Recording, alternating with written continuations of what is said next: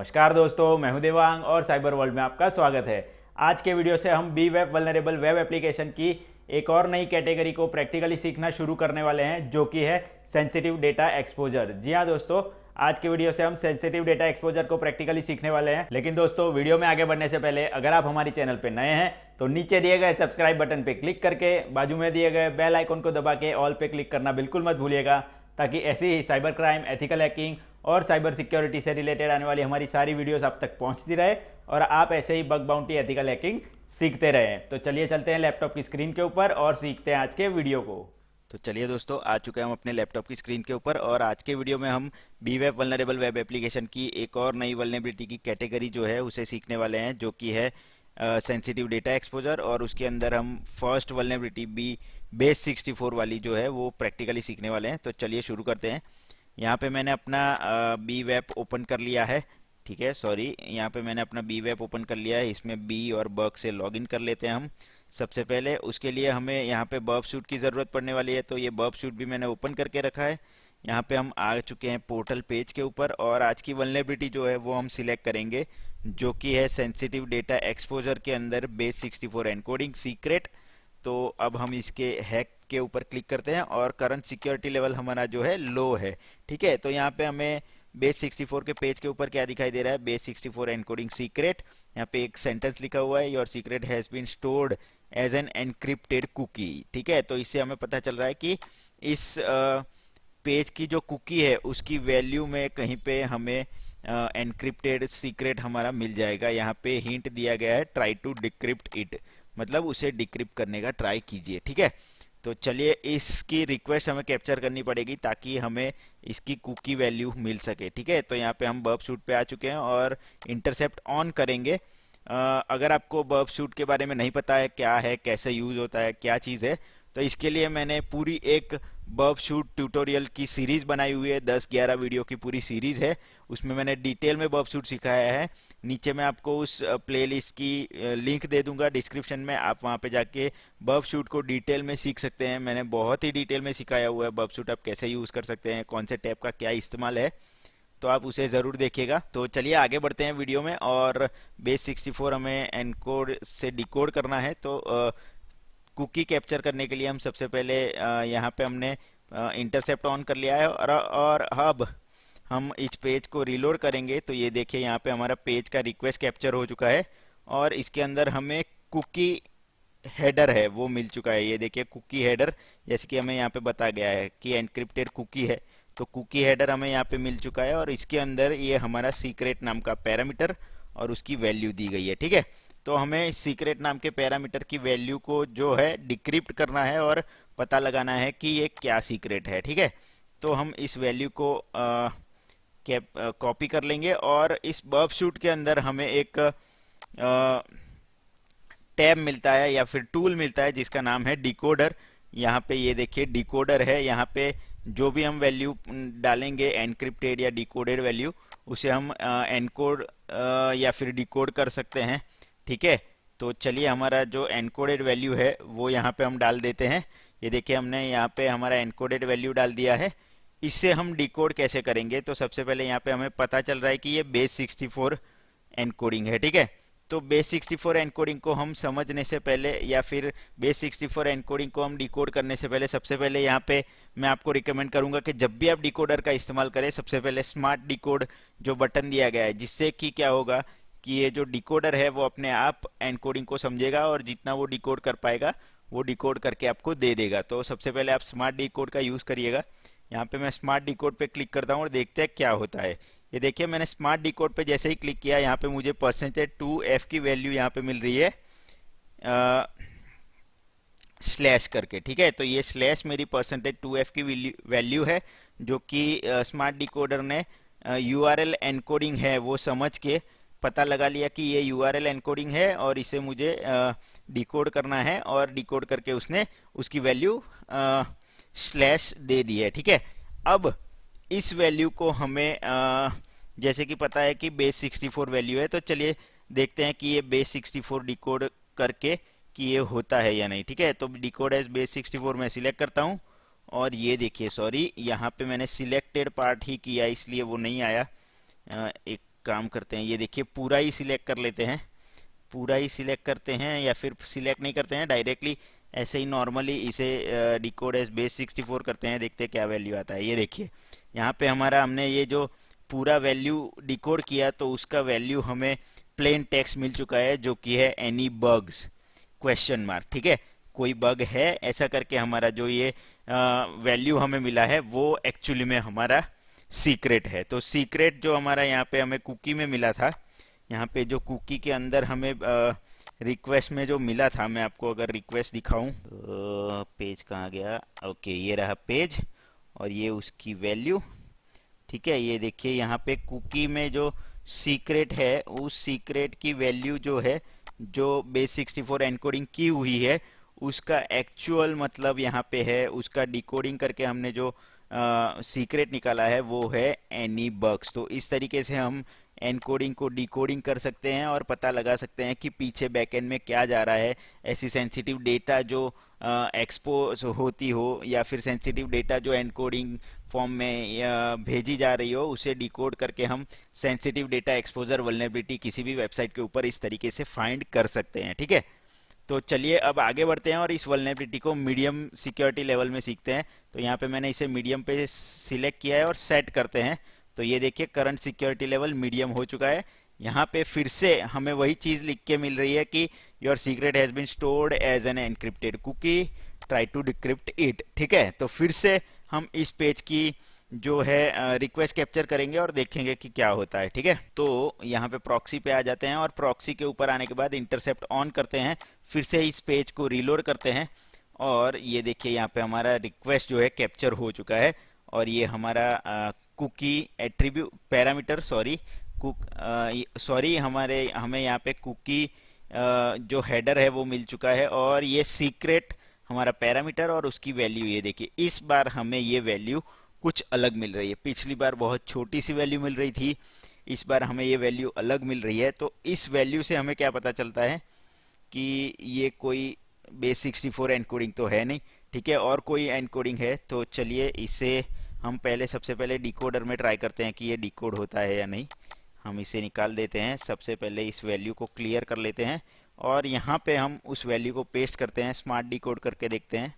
नहीं, smart decode में कुछ नहीं हो रहा है, मतलब यहाँ से इस वैल्यू को हम डिकोड नहीं कर पाएंगे। ठीक है, तो अब क्या करेंगे, अगर डिकोडर का काम यहाँ पे खत्म होता है, डिकोडर में कोई वैल्यू है जो आप डिकोड नहीं कर पा रहे हैं तो आपको इंटरनेट पे जाना पड़ेगा, गूगल पे जाना पड़ेगा, कोई कौन सा हैशिंग है या कौन सा डिकोडर है एनकोडिंग किया हुआ है, यूआरएल एनकोडिंग है और कौन सा एनकोडिंग है या फिर कौन कौन सा एनक्रिप्शन एल्गोरिदम यूज किया है वो जानना पड़ेगा और उसके बाद आपको डिकोडिंग करना पड़ेगा।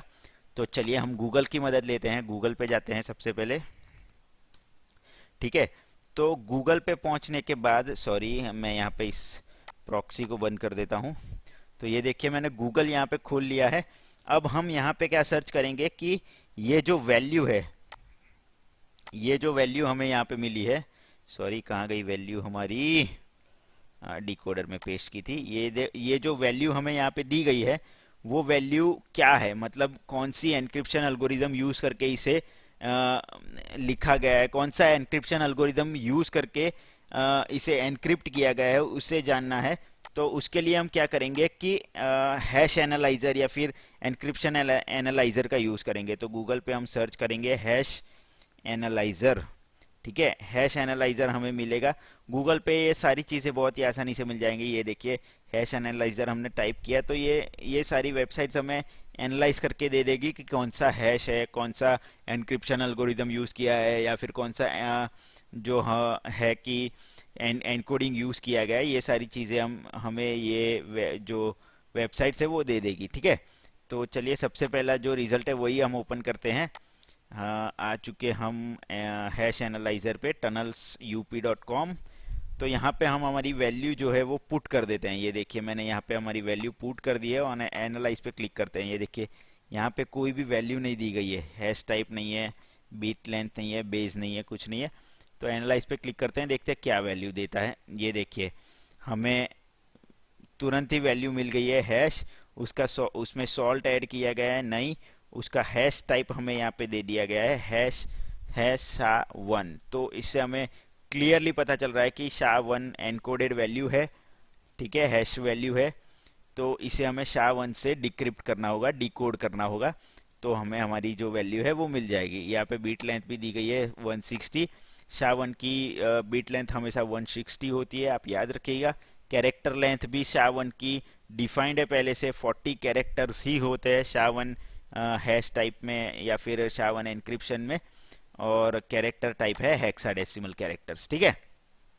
तो ये देखिए एग्जाम्पल भी दिए गए हैं कि MD5 हैश कैसा दिखता है, SHA-1 कैसा दिखता है, SHA-256 कैसा दिखता है, MD5 क्रिप्टो कैसा दिखता है, ठीक है। तो चलिए हमें यहाँ पे पता चल गया है कि SHA-1 हैशिंग अल्गोरिदम यूज़ किया गया है। तो उसे डिक्रिप्ट करने के लिए हम क्या करेंगे, और एक नया पेज ओपन करेंगे और वहाँ पे टाइप करेंगे SHA-1 डिक्रिप्टर, ठीक है। SHA-1 डिक्रिप्टर,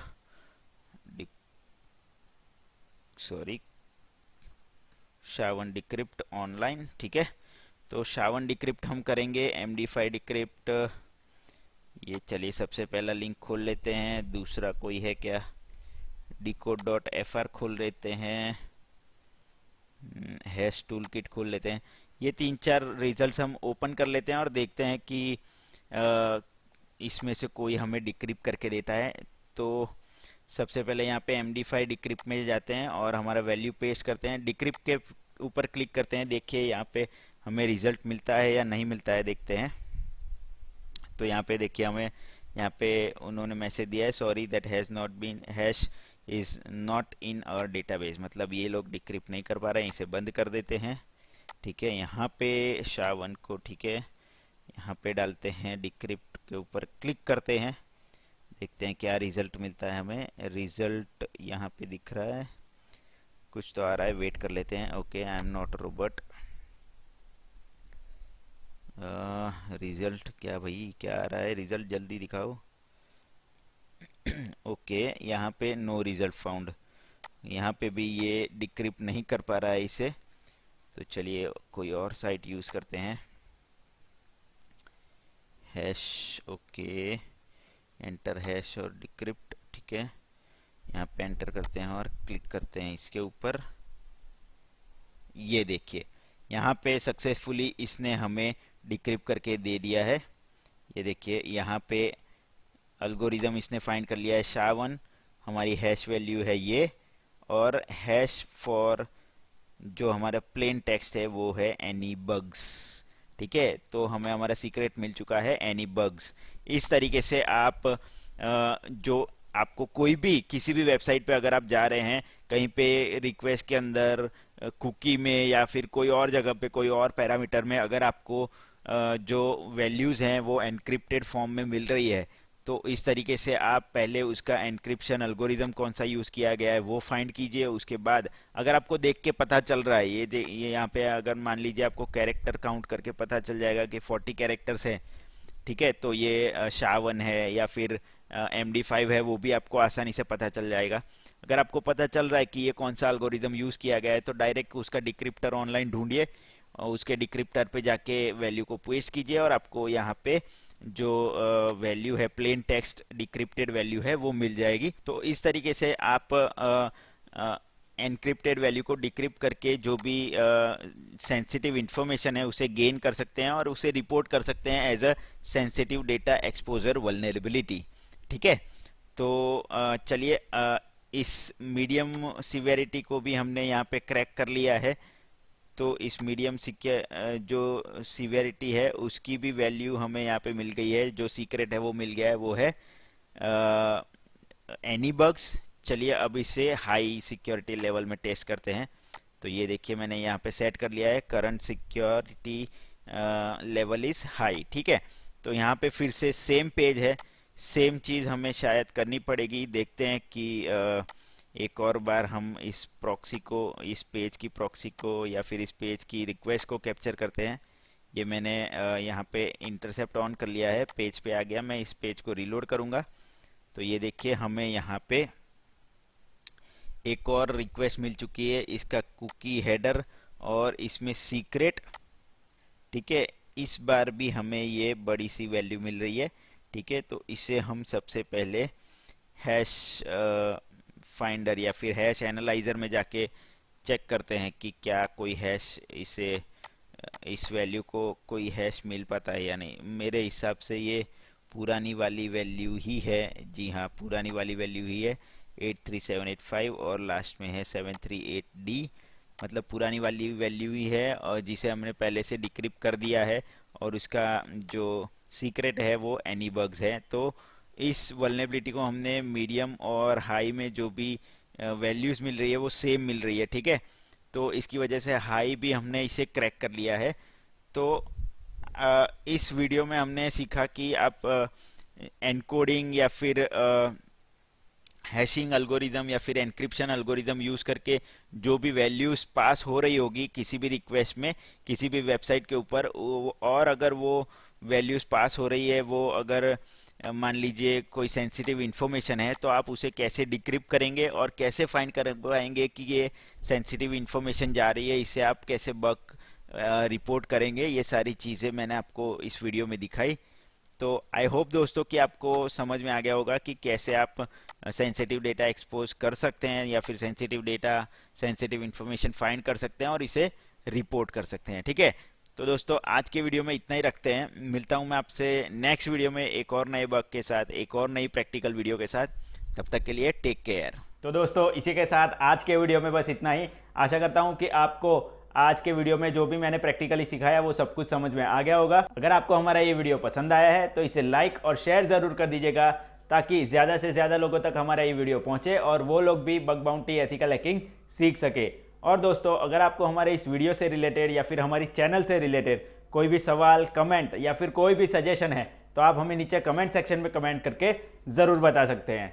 दोस्तों मिलते हैं इसी के साथ अगले वीडियो में एक और नए प्रैक्टिकल वीडियो के साथ। तब तक के लिए goodbye, take care and as always be aware, connect with care.